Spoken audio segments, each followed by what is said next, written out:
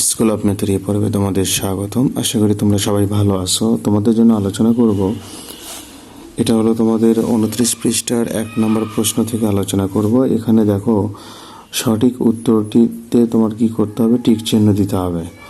আসলে এই যোগ করে যোগফল কত হবে সেটা তোমার আসলে মিল করতে হবে। তুমি যদি এটা যোগ করতে যাও তাহলে দেখা যায়,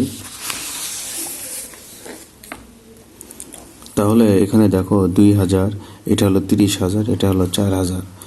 তো আমরা যদি যোগ করি, তুমি চাইলে উপরে নিচেও যোগ করতে পারো।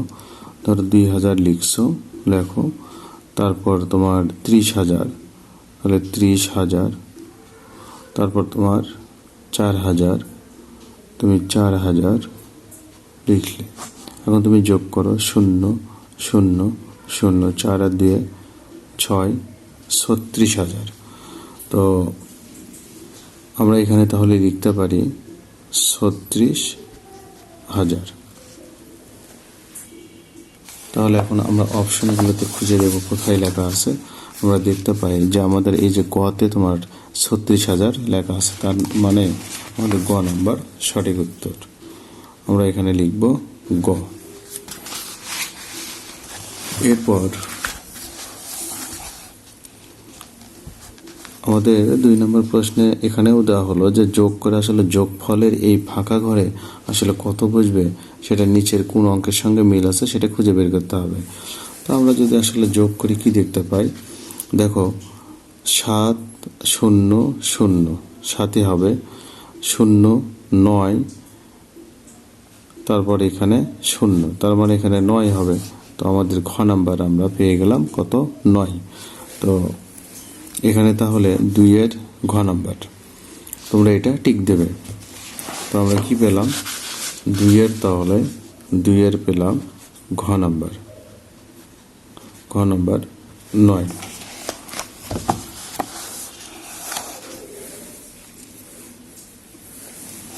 এরপর নিচের কোন সংখ্যাগুলোর যোগফল 90,000 হবে। এটা আসলে আমরা এই অপশন 4টাতে দেখব কোনটার সঙ্গে মিল হয়। তো আমরা আসলে কতে যাই, দেখো এখানে 3টা 0 3টা 0 3টা 0 হবে। তো এটা যদি আমি তোমাদের যোগ করে দেখাই,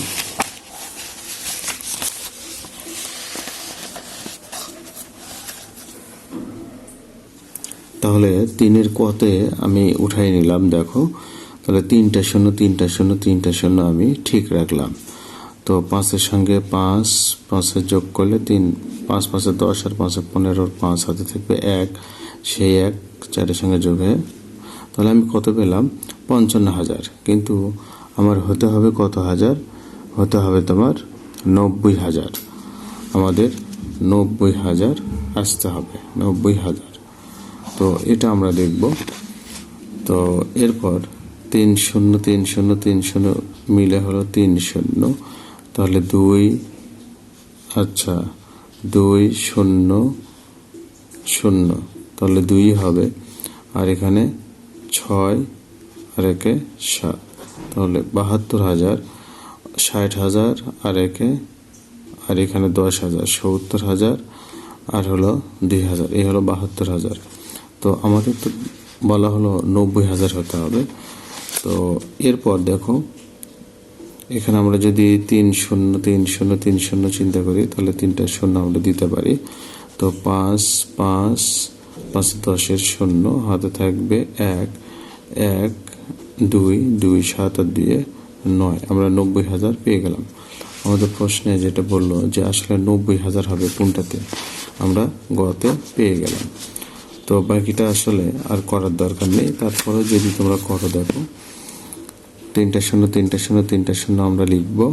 তাহলে 2 5 2 7 7 আর 5 12, 2 হাতে থাকে 1 1 1 1 2 5 আর 2 7, তাহলে 72,000। তো আমাদের হতে হবে 90,000।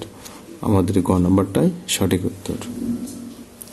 এবার 4 নম্বর দেখো, এখানে উপরে নিচে আমরা দেখতে পাই 9, এখানে 5, 9 আর 5 যোগ করলে কত হয়, 14 4, তাহলে হাতে তো 1 থাকবে।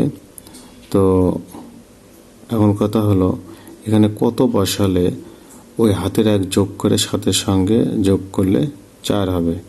তো আমরা যদি এখানে ধরো 6 নেই, 6-এর সঙ্গে 1 যোগ করলে 7 হয়, 7-এর সাথে 14-র 4 হাতে থাকে 1, 10, 10 আর 3-এ 13। তার মানে আমাদের এখানে নিতে হচ্ছে 6। তাহলে আমি প্রশ্নটা তুললাম, দেখো 9 আর 5 যোগ করলে 14-র 4 হাতে থাকবে 1। তো এখানে যদি আমি 6 নেই, তাহলে 6 আর 1 7, 7 আর 14-র 4 হাতে থাকবে 1, 10 আর 3-এ 13।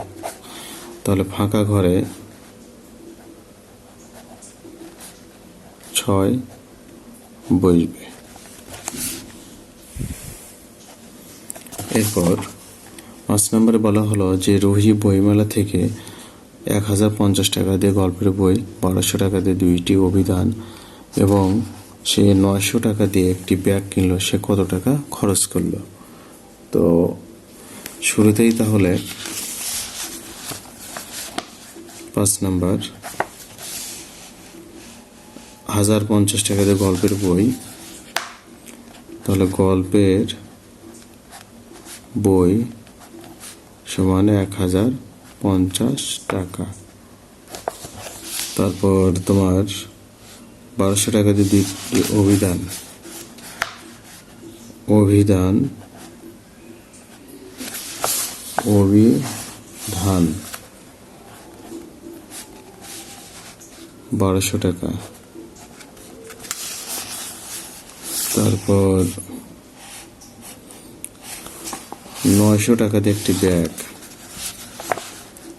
তাহলে ব্যাগ 900 টাকা। তাহলে মোট খরচ আমরা পাবো, শূন্য জায়গায় শূন্য থাকবে, 5 5 হবে, হাত থেকে থাকবে না।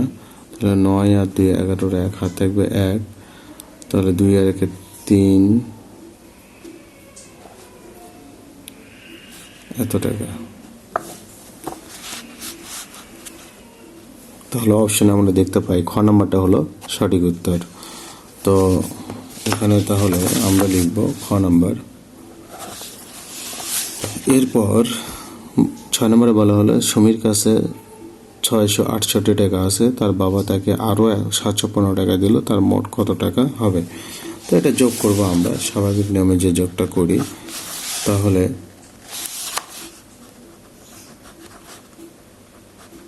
সমীর আছে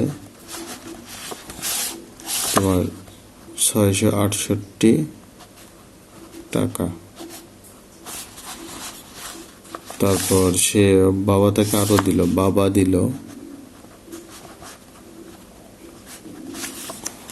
দিল কত টাকা? 715 টাকা। তাহলে মোট 8 5 13 3 হাতে থাকবে 1 8, তারপর 7 আর 6 13, এত টাকা। তো 1383 আমরা এই যে খতে পেলাম। তাহলে খ নাম্বার আমাদের সঠিক উত্তর, খ নাম্বার।